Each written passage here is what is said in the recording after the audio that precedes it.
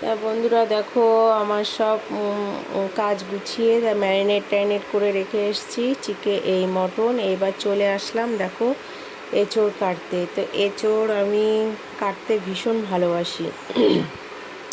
কী বলো তো, সর্ষের তেল, এই যে সর্ষের তেল বা সাদা তেল, এইটা যে কোনো একটা নিয়ে এরকম হাতে ভালো করে মাখাতে হবে। ভালো করে মাখিয়ে এটাকে কাটতে হবে। আগে 4 টুকরো করে নিতে হবে। এরকম 1 টুকরো দেখো আমার কাটাও হয়ে গেছে। এরকম 4 টুকরো কেটে নিতে হবে।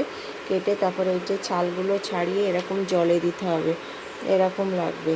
এতে কিছু ফেলা লাগছে না, কেন বলো তো, একদম কচি তো। এক একটা এঁচোড় হয়তো ওই 300-400 গ্রাম। তা আমার তো ভালো লাগে এঁচোড়, খেতেও ভালো লাগে, কাটতেও ভালো লাগে। কার কেমন ভালো লাগে জানি না, আর আমি তো এইভাবে কাটি।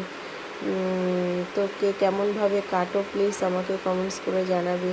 তো দেখা হচ্ছে পরে একটা শর্টসে। টাটা।